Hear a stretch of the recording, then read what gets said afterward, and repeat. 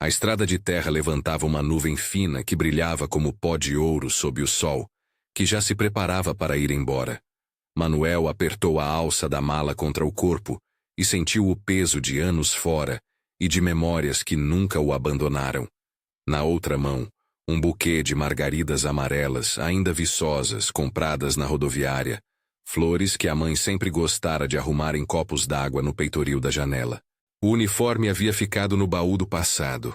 Sobraram as costuras invisíveis que o fizeram homem, a disciplina e um silêncio acostumado a carregar coisas duras sem reclamar. Agora voltava por um motivo que nenhuma marcha ensinou: trazer de volta a mãe.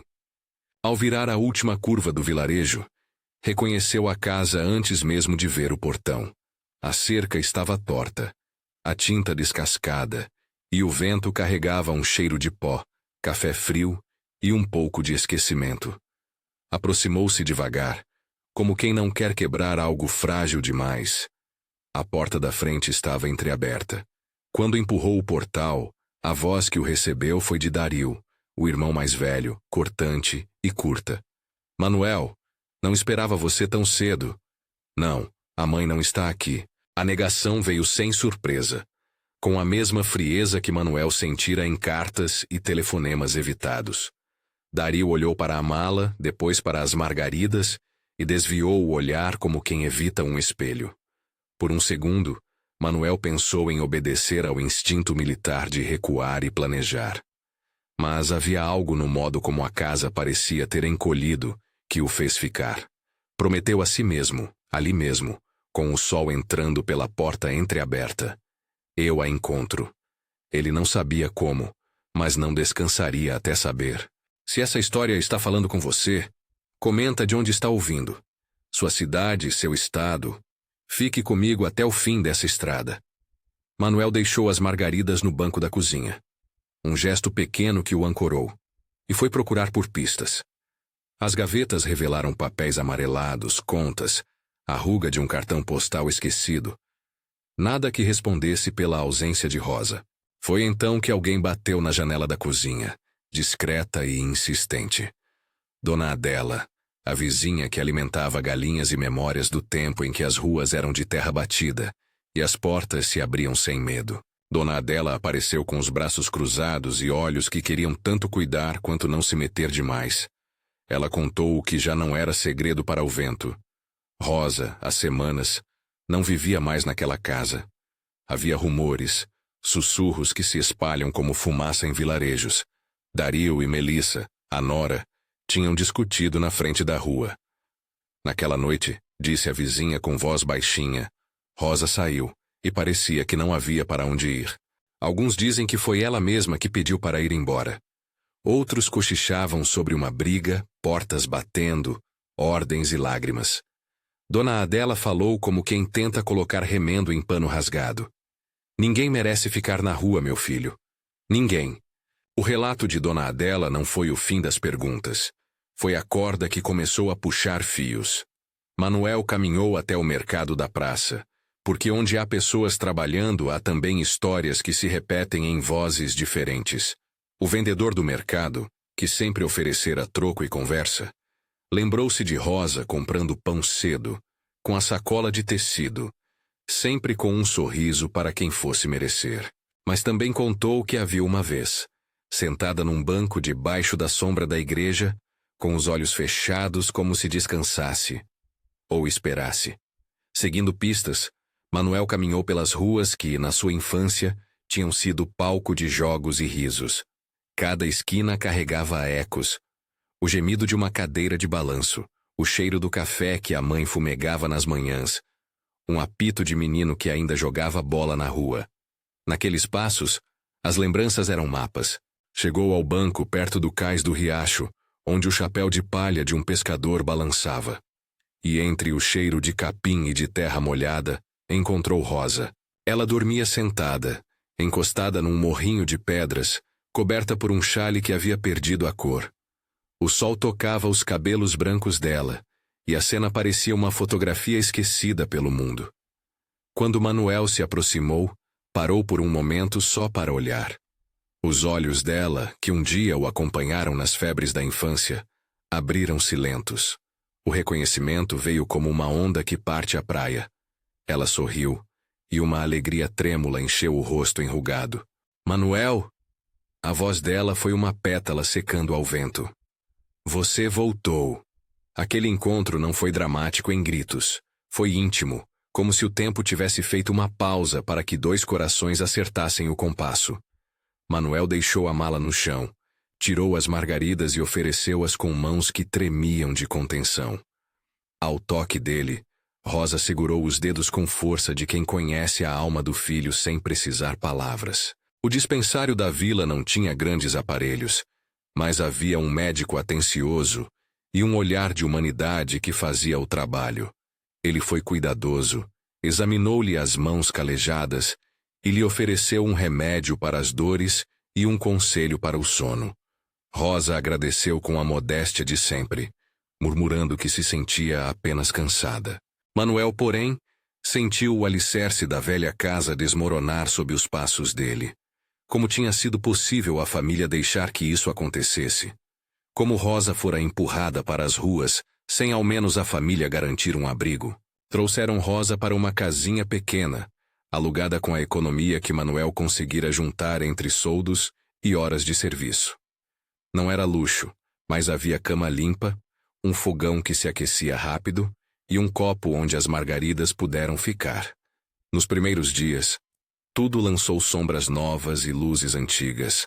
Rosa observava paredes novas e olhos que a cuidavam como se descobrissem o que tinham perdido. Manuel aprendeu a fazer um café como a mãe gostava, lento e no coador, com um cheiro que parecia invocar histórias antigas. Ele não sabia se pedir perdão mudaria o passado, mas sabia que cuidar dela era uma forma de amarrar fios soltos. Havia nas rotinas pequenos rituais que devolveram dignidade. De manhã, Rosa segurava o terço que sempre trazia preso ao avental e murmurava orações breves em nome de Deus, um consolo que não prometia milagres, apenas presença. À noite, Manuel lia um salmo que lembrava ovelhas e pastores, não como prometer cura, mas como um cobertor de palavras que aquecia a alma. Às vezes, depois do jantar, sentavam-se na varanda com o vento espalhando cheiro de terra e milho, e Rosa contava histórias da infância. A pedra que um dia foi canteiro, um nome de menino que nunca esqueceu, a canção que embala o sono. A vida começou a se ajustar como roupas esquecidas que voltam ao lugar. Mesmo assim, o buraco aberto pela ausência de respostas precisava ser fechado. Manuel sabia que havia de enfrentar o que tinha acontecido, não com ódio, mas com firmeza.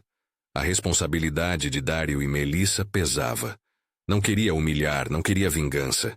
Queria justiça afetiva, que traduziu-se em verdade e reparação. Quando, numa tarde de céu pálido, Manuel voltou à casa antiga para buscar algumas coisas, encontrou Dario sozinho na cozinha, as mãos nervosas envolvendo um copo de água. Havia nas paredes o silenciar de conversas que foram interrompidas. Manuel colocou as palavras na mesa com a mesma disciplina que o exército ensinou. Direto, sem floreios que escondessem a dor. Onde a mãe estava? Perguntou ele. Dario hesitou, e a hesitação foi confissão. A voz dele vacilou entre o orgulho ferido e a vergonha recém-nascida. Não foi fácil. Começou devagar, como quem tenta arrumar a casa antes das visitas. A gente discutiu. Eu achei que era melhor ela ir para a casa da irmã. Achamos que era o melhor naquele momento. Manuel ouviu as justificativas e percebeu as falhas. O achamos invertia-se em omissão. Melissa apareceu na porta, os olhos vermelhos, sem saber onde pôr as palavras. A conversa migrou de nobreza para conflito. Manuel não desejava trilhar o caminho do rancor. Contudo, havia limites que não se ultrapassam com desculpas. Pediu que Dário explicasse à comunidade, que assumisse a culpa de ter deixado Rosa desamparada, que contribuísse para os cuidados dela. Não exigiu dinheiro, exigiu responsabilidade. Pediu que Melissa pedisse perdão com sinceridade. Era mais do que reparar. Era estabelecer que a família tinha um pacto com a dignidade humana que não podia ser quebrado por conveniências. A resposta de Dario foi quase quebradiça. Ele falou sobre o peso de uma casa que ruiu aos poucos, sobre contas, sobre desavenças que cresceram como ervas entre tijolos. Melissa, com voz engasgada, confessou que a pressão de manter um lar tinha transformado o medo em decisão errada. O arrependimento se fez presente, mas não apagou. Manuel observou-o sem júbilo. Era necessário que a aldeia soubesse, que a omissão fosse nomeada e que a reparação fosse pública. Pediu então que Dario e Melissa ajudassem com os cuidados, que pudessem visitar Rosa, lavar, trazer comida, sentar e conversar. A reparação, disse ele em voz firme, passaria por mãos e sentimentos honestos. Com o tempo as visitas foram acontecendo, não sem estranhamento, mas com passos humildes. Melissa trouxe um prato de pamonha que Rosa sorvera com os olhos cheios de lembrança. Dario, um dia, apareceu com um jornal antigo que Rosa quisera guardar. As relações ficaram marcadas por cicatrizes que pediam costura cuidadosa. Manuel incluiu a família no cuidado com limites claros, para que a devoção não se convertesse em oportunismo. O que ele buscava era a dignidade restaurada, não a humilhação alheia. No entanto, havia um segredo que ainda não fora desvendado, algo que faria a verdade ecoar de forma mais contundente. A descoberta veio por acaso, como muitas verdades que esperam pacientemente no escuro por uma mão que as tire do lugar. Numa manhã em que o vento soprava forte e o cheiro de terra subia da estrada, Manuel resolveu organizar o pequeno armário de Rosa. As mãos dela tremiam mais que antes, e ele queria dar ordem ao espaço onde tantos pequenos objetos guardavam histórias. Em cima de uma prateleira, entre panos e caixas, encontrou uma pequena caixinha azul, de metal, com um fecho gasto de tanto abrir. A caixa parecia ter sido costurada com memórias. Ao abrir, havia uma fotografia amarelada de Rosa jovem, um terço de contas pequenas e, por fim, um bilhete dobrado. A tinta um pouco borrada pelas mãos que o haviam escrito. Manuel sentiu o peito apertar antes mesmo de ler. As palavras na folha não eram apenas tinta. Eram prova do que o coração sabia sem querer acreditar. Rosa escrevera para o filho que partiria e dizia em letras que traíam dor e esperança que permaneceria esperando. Havia ali datas, detalhes, um testemunho de que ela não se fora por vontade própria. Fora empurrada. No bilhete, com simplicidade cortante, Rosa contara que saíra porque lhe disseram que era melhor para todos, mas que seu lugar era a casa que tinha construído com as mãos e com o suor. Ela pedia, com doçura imensa, para Manuel perdoar quem a expulsara, mas que ele soubesse a verdade quando voltasse. Ao terminar a leitura, Manuel sentiu ondas de incredulidade seguidas por uma ira contida e uma tristeza doída. A comunidade, que havia se conformado com histórias menos claras, agora tinha um documento que comprovava a omissão. A caixa azul era pequeno diapasão que afinava corações. A verdade não era um punhal. Era uma cura que pedira luz para se mostrar. Levar a verdade à tona não era vingança. Era a honestidade que Rosa merecia. Manuel escolheu fazer aquilo de forma que honrasse a mãe. Não foi gritar nem expor para escárnio. Foi chamar Dario e Melissa, com o bilhete na mão, e expor o que a caixinha trazia. Ao verem o papel, a face de Dario perdeu qualquer cor que lhe restava. Melissa entrou em silêncio quase ritual. A confissão veio, enfim, como quem não tem mais escudo.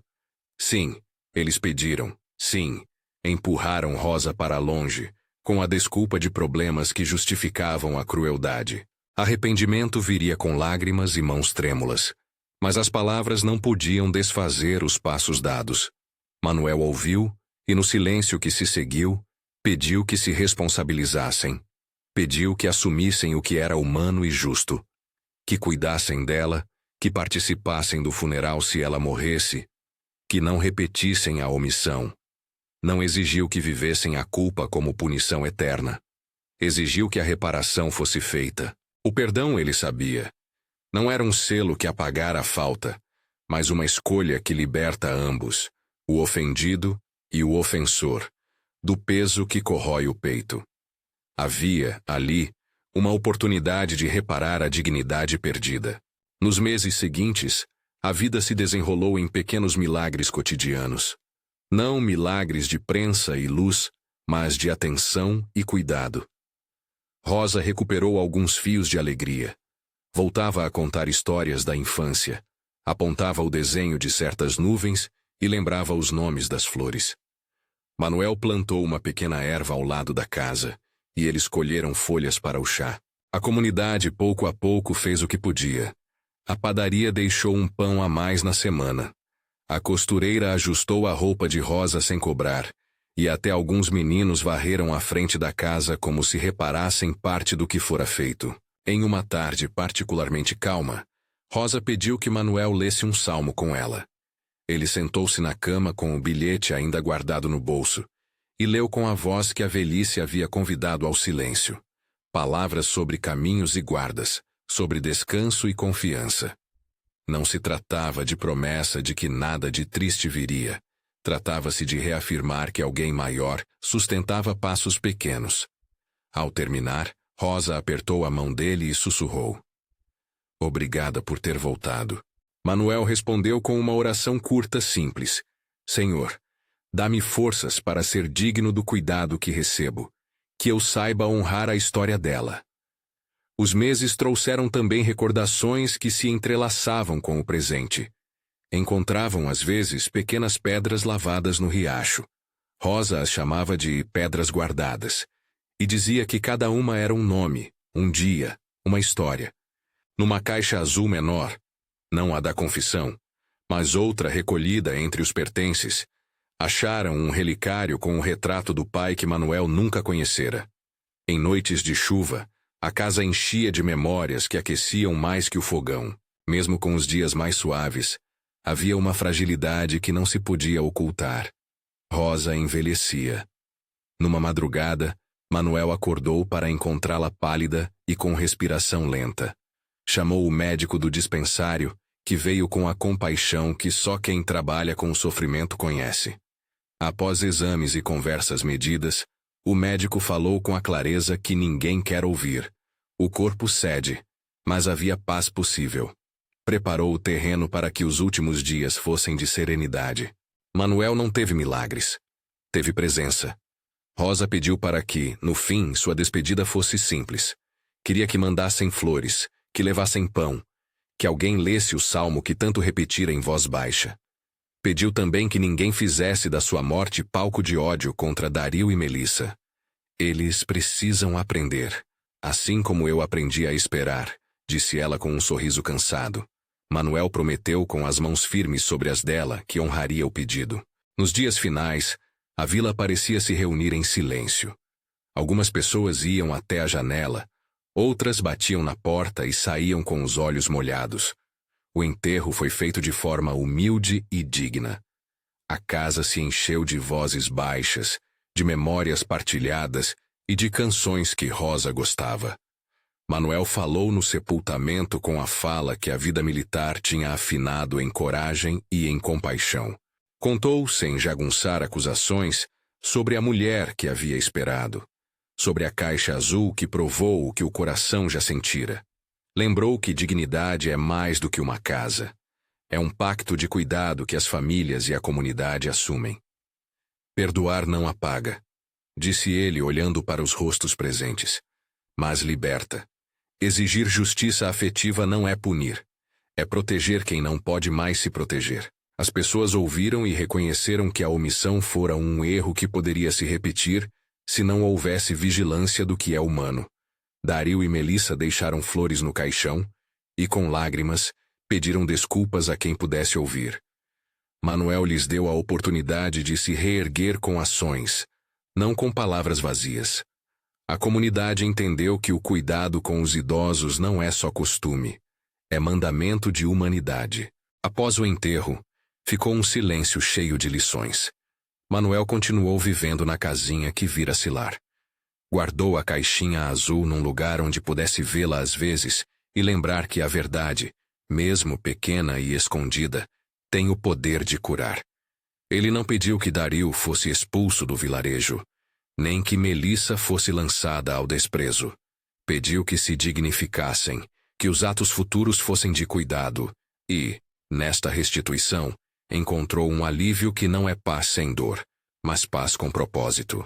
Ao pôr do sol, Manuel ia à margem do riacho e deixava as mãos na água fria. Rezava curto, sempre em primeira pessoa, sem liturgia de perfeição. Senhor, ajuda-me a ser justo e terno. Dá-me coragem para defender os que não podem e misericórdia para quem erra. Essas orações não vinham com promessas de mudança instantânea. Vinham como reconhecimento de que o trabalho da compaixão é cotidiano. A história de Rosa não terminou em tragédia sensacional. Terminou em honra. Não foi a prova de que o mundo era perfeito, mas foi sinal de que a verdade pode ser encontrada e a dignidade restituída.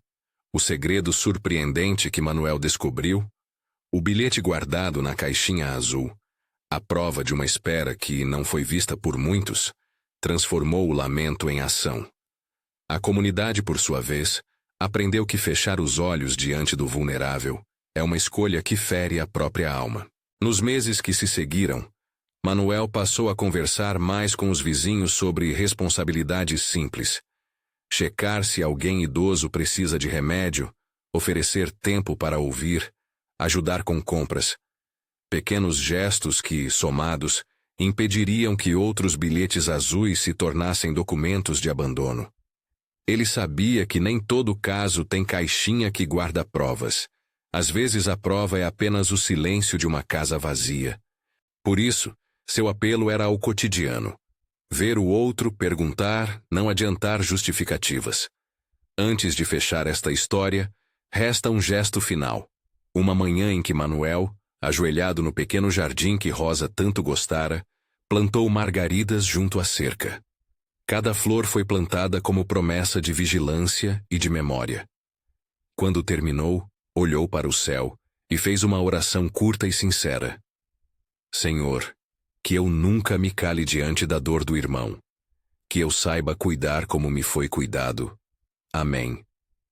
Se esta história tocou seu coração, se lembra alguém que precisa ouvir sobre a importância de cuidar daqueles que nos deram vida, inscreva-se no canal e compartilhe com quem precisa ouvir isso hoje. Que a memória de Rosa e a decisão de Manuel nos inspirem a agir com amor e justiça todos os dias.